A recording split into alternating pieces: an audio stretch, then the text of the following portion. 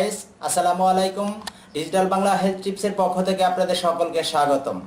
Digital Bangla health টিপসের আসল উদ্দেশ্য হলো সমগ্র বাঙালি জাতিকে স্বাস্থ্য সম্পর্কে সচেতন করে তোলা।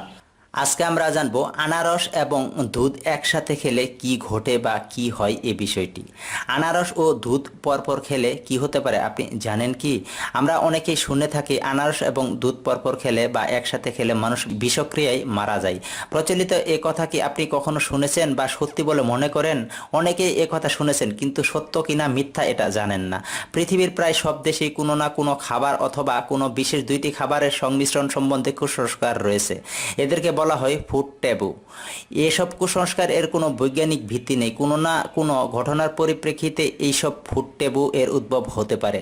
আনারস ও দুধ একসঙ্গে খেলে বিষক্রিয়া ঘটে, এটা সেই রকম একটা ফুড ট্যাবু। এর কোনো বৈজ্ঞানিক ভিত্তি নেই। জেনে নিন আনারসের সাথে দুধ মিশিয়ে খেলে আপনার বড় জোর কি হতে পারে। আনারস অ্যাসিডিক একটি ফল। দুধে আনারস মেশালে দুধ ফেটে যেতে পারে। ফেটে যাওয়া দুধ খেলে আপনার খুব বেশি হলে পেট খারাপ হতে পারে অথবা ডিহাইড্রেশন হতে পারে, কিন্তু বিষক্রিয়ার কোনো সম্ভাবনা নেই। দুধের সাথে অন্য যে কোনো অ্যাসিডিক ফল খেলেও আপনি একই সমস্যায় ভুগতে পারেন। তাছাড়া আপনারা সবাই জানেন যে আমাদের পাকস্থলী অ্যাসিডিক, তাই পেটে যাওয়ার পর এটি সাধারণত ফাটবেই।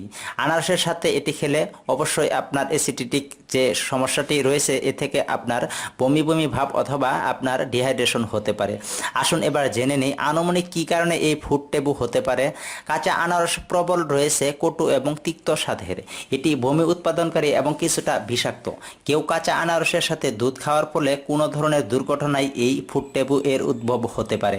আনারসে রয়েছে অ্যাসিডিক। খালি পেটে আনারস খেলে প্রচণ্ড পেটে ব্যথা তৈরি হতে পারে। কোনো গ্যাস্ট্রিক এর রোগী যদি খালি পেটে আনারসের সাথে দুধ খাওয়ার ফলে এই ফুড ট্যাবু উদ্ভব হয় তাহলে এটি বুঝতে পারবেন যে আনারস এবং দুধ খেলে এটি ফুড ট্যাবু। ল্যাকটোজ ইনটলারেন্স নামে একটি রোগ রয়েছে, যেই রোগের রোগীরা দুধ হজম করতে পারে না। ল্যাকটোজ ইনটলারেন্স এর কোনো রোগীর ঘটনাবশত দুধের সাথে আনারস খেয়ে ফেলায় পুরো দুধ আনারস মিশ্রণকে দোষারোপ করে, এইটির নামই হচ্ছে ফুড ট্যাবু। এছাড়াও আপনার সাধারণত মাথা ঘোরাতে পারে বা আপনার বমি ভাব হতে পারে, তবে এ থেকে বিষক্রিয়ার মাধ্যমে যে আপনি মারা যাবেন এমনটা নয় বা এর কোনো বৈজ্ঞানিক ভিত্তি নেই। ফুড ট্যাবুর উদ্ভবের কারণগুলো আনুমানিক হলেও আনারস দুধের মিশ্রণকে যে বিষাক্ত নয় তা এটি প্রমাণিত।